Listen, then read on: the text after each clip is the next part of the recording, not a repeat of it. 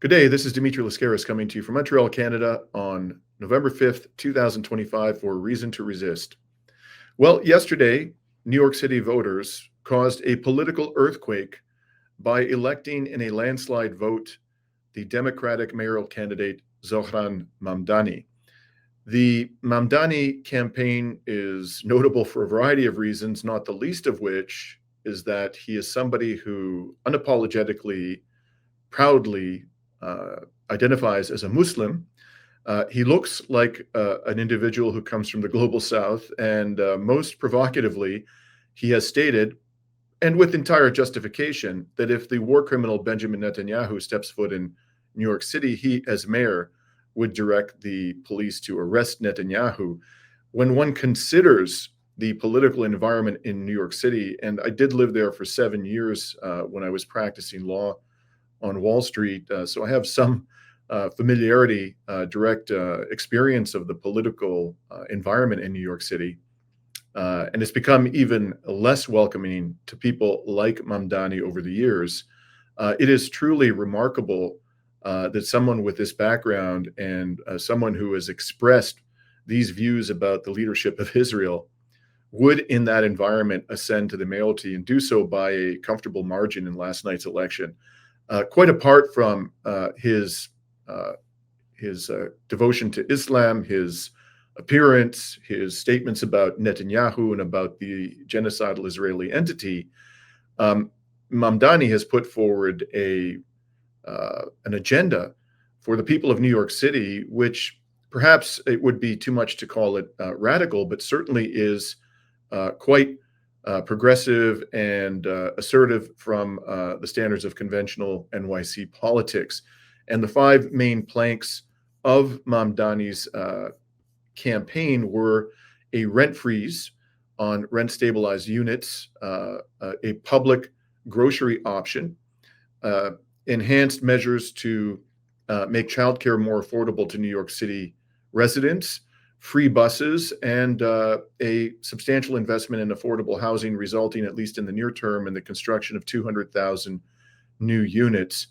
I personally favor all of these, and particularly the rent freeze, although it is highly controversial from the perspective of mainstream economists. When I was living in New York City back in the 1990s, for most of the time I was there, I was living in the West Village, and a lot of the units on Charles Street, where I myself resided and rented an apartment, were rent stabilized. And the fact that rents were so regulated as they were at the time meant that a lot of people who were struggling artists, who worked for the administration of the city, who were bus drivers, actually were able to afford apartments in the heart of the West Village, which really, I think, was a major attraction for me personally, for many other people who lived in the area. I didn't want to be surrounded all the time by well-heeled bankers and Wall Street attorneys. And I really appreciated the fact that in our neighborhood in the West Village, there was this diversity, and there was a population of people in the community who, to a significant degree, represented the cross-section of New York City life. Starting in 1994 and right up until 2019, there were a number of deregulatory steps taken by increasingly right-leaning administrations in New York City, which resulted in a lot of units in the city that had formerly been subjected to rent stabilization being liberated from the constraints of people-oriented regulation. And as a result of that, I went back after I left, stopped living in New York City. I did go back a number of times and visited my old neighborhood. And it was always my impression that it was becoming increasingly gentrified and that it had very much lost its character, and it was now largely overrun with, the dreaded banker class and Wall Street attorneys. So this is certainly something that I would support, a rent freeze. It may not be anywhere close to a complete solution to the unaffordability crisis for people who live in New York City, but it's a good start. And all of these other measures, I think, the public groceries, the childcare, the free buses, the affordable housing investment, These are important steps that will significantly improve, if implemented, and that's the big if, the lives of ordinary citizens of New Yorkers. And that's undoubtedly a big part of the reason why Mamdani prevailed in a landslide last night. There is, however, one major problem with Mamdani. And that problem, my friends, is that he is a Democrat. Of course, if he were a Republican, I would be even more skeptical of his stated commitment to social justice. But Democrats nowadays are hardly better than Republicans. And over the past few days, as I pondered the possibility of a Mamdani victory, I was reminded of Malcolm X. And in 1964, in one of the greatest political speeches of the modern era, Malcolm X offered words of wisdom to African Americans who had placed their trust in the Democratic Party. And here is some of what he had to say in that famous speech, which was titled "The Ballot or the Bullet." Oh, I say, you've been misled. You've been had. You've been took.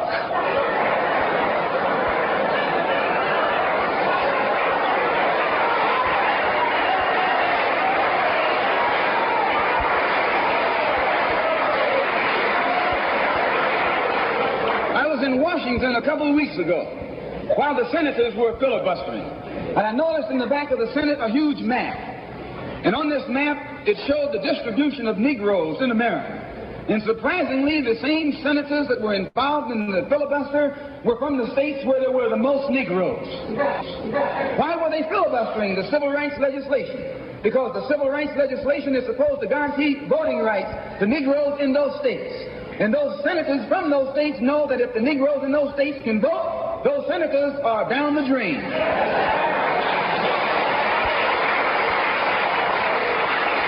The representatives of those states go down the drain. And in the Constitution of this country, it has a stipulation wherein whenever the rights, the voting rights of people in a certain district are violated, then the representative who's from that particular district, according to the Constitution, is supposed to be expelled from the Congress.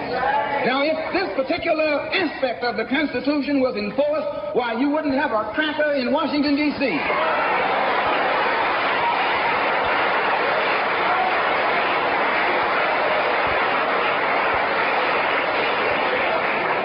But what would happen? When you expel the Dixiecrat, you're expelling the Democrat. When you destroy the power of the Dixiecrat, you're destroying the power of the Democratic Party.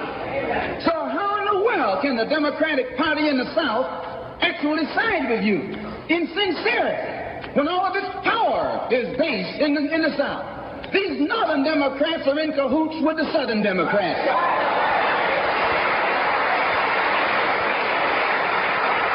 They're playing a giant con game, a political con game. You know how it goes. One of them comes to you and make believe he's for you. And he's in cahoots with the other one that's not for you. Why? Because neither one of them is for you. But they got to make you go with one of them or the other. So this is a con game. And this is what they've been doing with you and me all these years.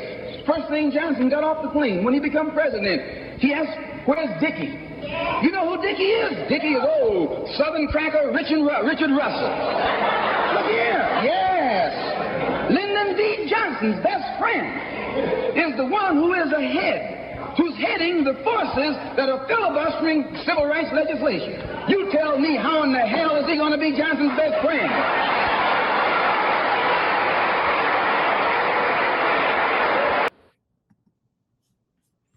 Now, to be fair to the Democrats of the time, the civil rights legislation did eventually pass. You may have seen in the captions there that these Dixiecrats, as Malcolm X called them, engaged in the longest filibuster in U.S. history, trying to stop the passage of the civil rights legislation.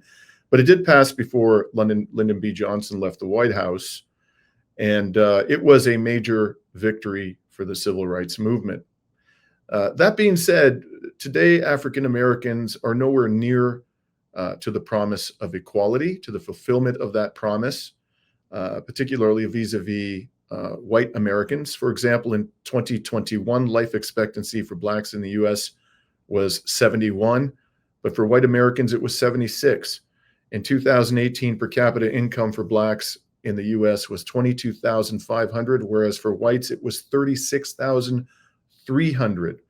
Today, Black inmates make up 38% of the population in US federal prisons, but constitute about 12% of the general population. So without a doubt, despite all the promises, both Democrats and Republicans have failed to deliver true equality to African Americans and to other racialized groups, including but not limited to Native Americans. So what does this mean for those of us who support Zohran Mamdani today? Was Malcolm X right? Do his words, or should they, resonate with us in 2025? Are we chumps? Have we been had? Have we been took? Well, there are already a couple of troubling signs. First of all, there is this news relating to Barack Obama. He was reported a few days prior to the vote to have called Mamdani and to have offered to be a sounding board without offering an endorsement to Mamdani. You can be sure that if Obama's offer is accepted, he will be using his influence and powers of persuasion and whatever levers of coercion he can employ to move Mamdani to the right and away from the core planks of his platform, which are outside the strictures of what the leadership of the Democratic Party is prepared to support, because ultimately the leadership of the Democratic Party today is owned by the billionaire class. And in response to this reported outreach from Obama, a spokesperson for Mamdani told the New York Times that Mamdani appreciated President Obama's words of support and their conversation on the importance of bringing a new kind of politics to our city. I can assure you folks that ain't Barack Obama going to bring a new kind of politics to New York City. Maybe Mamdani will, but the more he relies upon the discredited president or former president, the less likely he is to deliver on the promise of a new kind of politics. And this diplomatic language that Mamdani employed in response to this outreach was rather different from the commentary on Obama that Zohan Mamdani had offered publicly during the period when Obama was in the White House. So, for example, here is a tweet by Mr. Mamdani on June 29th, 2013. And he said, "Hasn't Obama shown that the lesser evil is still pretty damn evil? How to improve if criteria is just better than Rep Crackpot?" And of course, Mamdani was entirely correct to point out the evil of the Obama administration. This is a man who ordered extrajudicially the murder of hundreds of people through drone strikes in the global south, particularly in West Asia. He even ordered the killing of a US citizen and his son. I believe that was in Yemen.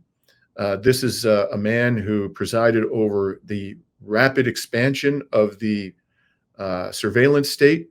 Barack Obama, this was an individual who swore that he was going to shut down that human rights abomination Guantanamo within, I think, the first 100 days in office. But ultimately it stayed open and continued to function in violation of international humanitarian law throughout the 2 terms that Obama served. This is a man who negotiated the largest military aid package in U.S. history, $3.8 billion per year to the Israeli genocidal entity for a period of a decade. This is a man who refused to prosecute any of the CIA torturers or those who had authorized torture under the Bush administration, even though he himself acknowledged that these so-called enhanced interrogation techniques did constitute torture. So indeed, he was an evil president, and no worse than his predecessor, certainly not worse than his successors, Biden and Trump, but nonetheless someone who deserved to be harshly condemned for his contempt for international law and basic human rights and human decency, frankly. And so it's a little bit, troubling that after having adopted what was an entirely fair critique of Obama in the lead up to his election, Zohran Mamdani was talking about Obama in appreciative and diplomatic terms. But it doesn't stop there. There are other concerning signs as well. So take a look at this news. This is in the Forward, a relatively progressive, albeit I think liberal Zionist media publication in the United States. And the headline here, this is from a few days ago: Mamdani opposes Zionism but wants New York public schools to teach about it. And according to the reporter, Hannah Foyer, Mamdani has announced plans to fight anti-Semitism in New York City using a curriculum that seems to contradict his own views on Israel. The Hidden Voices program, reviewed by the Forward, teaches students in kindergarten through 12th grade about Jewish Americans in U.S. history and defines Zionism as, quote, the right to Jewish national self-determination in their ancestral homeland, close quote. And of course, this is a reference to Palestine. And we know what a dire cost the Palestinians have had to pay in order for Jewish persons from the West, principally Europe, to come to what they regard as their ancestral land and to establish a permanent presence there. The price that they are paying today is nothing less than apartheid and genocide. So it is indeed concerning that Mamdani would support this curriculum. And in addition, on top of all of that, Mandani has signaled that he's willing to retain the current New York Police Department Commissioner, Jessica Tisch. He stated this publicly. Now, you may wonder, well, why is that problematic? Well, because the commissioner, Tisch, is a huge fan of Israel. And here is a recent post from Jessica Tisch while she's serving as the commissioner. And in it, she wrote, "The reach of the NYPD is truly extraordinary, particularly as it relates to our intelligence and counterterrorism apparatus. We have over a dozen detectives embedded with international law enforcement agencies who serve as our eyes and ears for threat awareness overseas. This morning, NYC Mayor and I got an extraordinary briefing from our detectives stationed in Israel, the UAE, Qatar, and Jordan, the latter three, of course, being deeply complicit in the genocide against the Palestinian people, and also are really nothing more than abject vassals of U.S. neocons." And she went on and wrote, "Over the past week, they've also gone above and beyond, using their contacts to help New Yorkers seeking to evacuate and get home." So this, I think, was published during the 12-day war with Iran. Undoubtedly, Commissioner Tisch was a fan of the U.S. and Israeli government's criminal war of aggression on the Islamic Republic of Iran.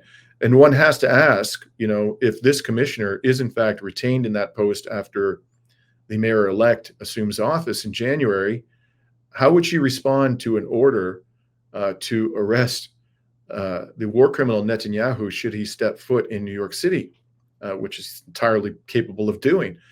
Are we to believe that someone of this ideological orientation would actually order the cops under her command to arrest the Prime Minister of Israel?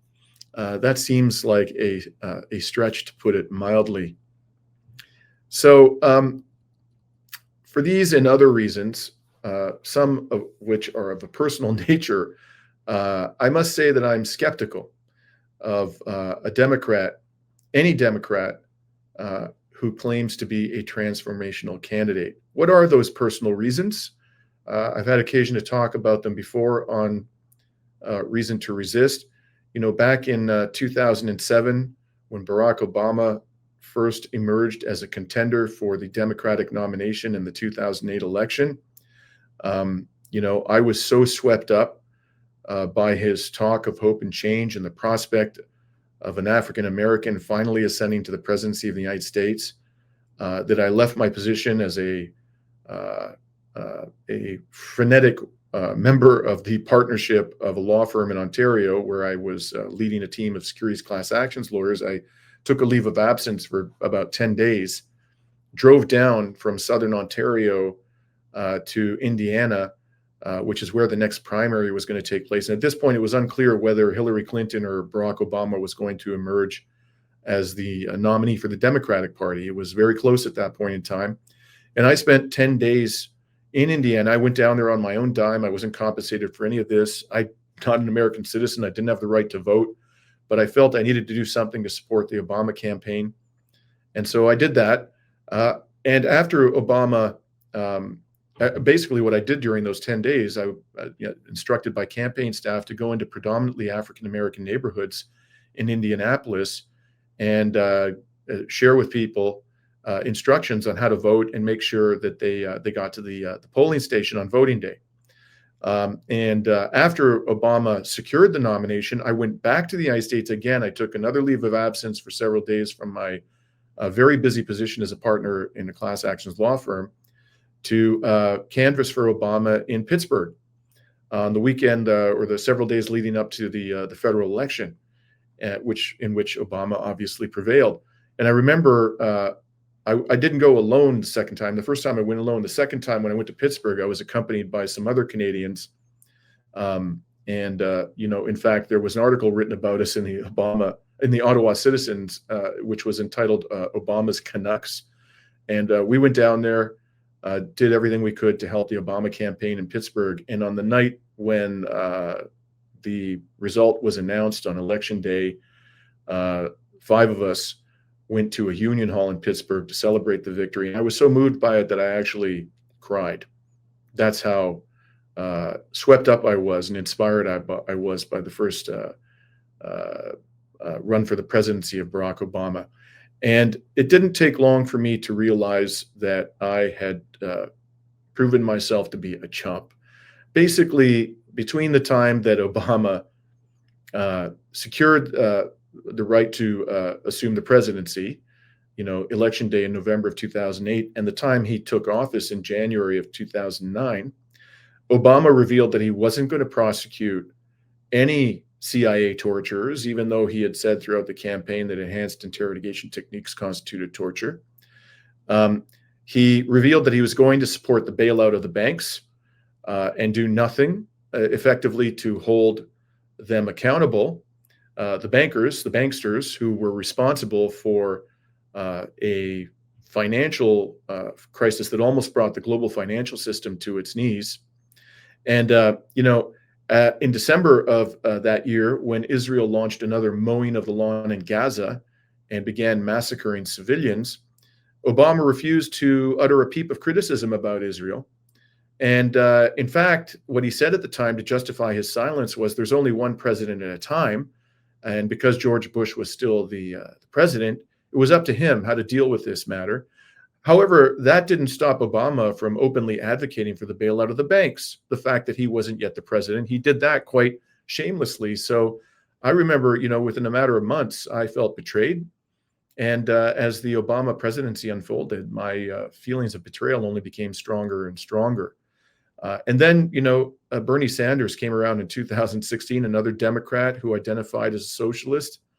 And although this time I was much more circumspect in supporting Bernie Sanders, I wasn't prepared to go down to the United States on my own dime and volunteer for his campaign. Nonetheless, I was cautiously supportive of Sanders when he ran to be the president or to be the Democratic nominee in 2015.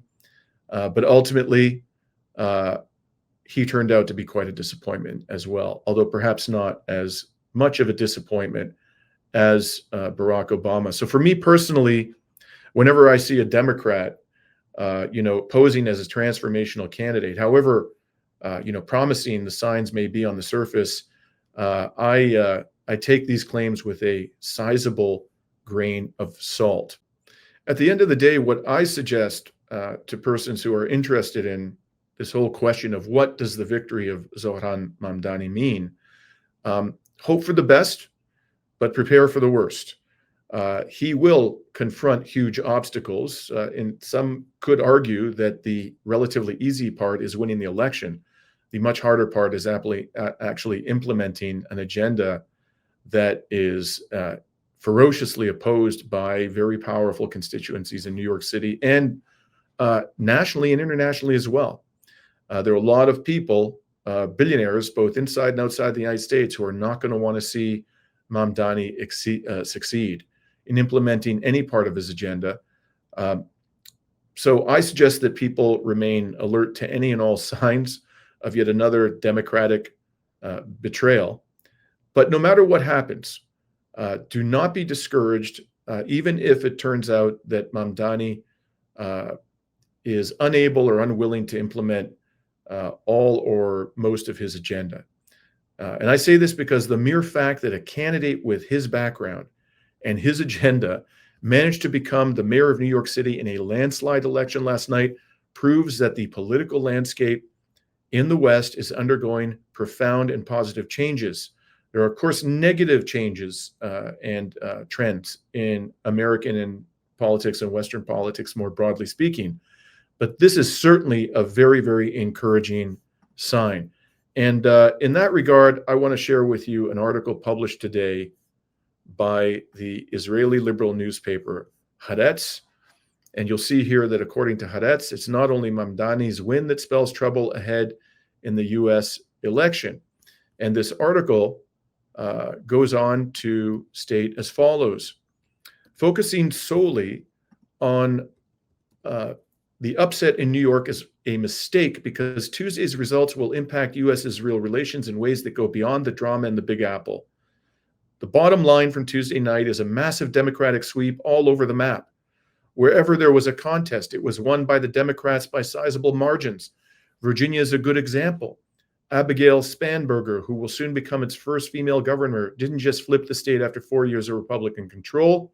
She won by a historic margin of approximately 15% in a swing state where U.S. President Donald Trump lost by only 5% exactly 1 year ago. Even in the blue wave election during Trump's first term, the Democratic candidate for governor at the time, Ralph Northam, won by single digits. And this is the key part of this Haaretz article, quote, "For Israel, this puzzle spells trouble. The country standing among Democrats has never been worse. This is evident both in public opinion polls that show Democratic voters turning away from Israel in big numbers, and also in the halls of Congress, where only a handful of Democrats still adhere to the old principle of unquestionable support for the Jewish state," close quote. Now, just imagine how these tumultuous events, tumultuous from a Republican perspective, are affecting the thinking of Donald Trump. Donald Trump has to be very concerned now about how the Republican Party is going to perform in midterm elections. And if he should lose control of the House and the Senate, and given what happened last night, that is a realistic possibility, to put it mildly, Donald Trump could be looking at another impeachment proceeding. And given how shamelessly he has violated the Constitution in his first 9 or 10 months of his second administration, and given how aggressively he has pursued using the Justice Department key political opponents of his, and by the way, he may well have had good grounds for going after a number of those persons. For example, the bloodthirsty neocon John Bolton. There is actually a good reason to believe that the indictment of John Bolton is well-founded in law and in fact. But nonetheless, to say that Donald Trump has enemies is the understatement of the year. And I'm sure he's very concerned after having gone through an impeachment proceeding already that he might have to face another one. So how is this going to affect the Donald's behavior? Well, I would suggest to you that one way it may well affect the Donald's behavior, because he himself has commented on how support for Israel is becoming politically toxic, even within the MAGA movement. This may constitute a significant point of pressure on Donald Trump to rein in the criminal Netanyahu regime to a degree that no U.S. president was willing to do in our lifetimes, and certainly in the recent past. However, this ultimately will affect the behavior of Donald Trump. As I say, it does constitute a political earthquake and promising sign of where the political orientation of Americans is heading, and their willingness to support candidates who constitute a substantial break with politics as usual. So whatever may happen to Mamdani, and I certainly do wish him the best, and I hope very much that he doesn't prove to be another Democratic disappointment for those of us who are looking for transformational and people-oriented politics. Whatever happens, however, this is a very promising sign for the years ahead. For now, this is Dimitri Lascaris signing off from Montreal, Quebec on November 5th, 2025.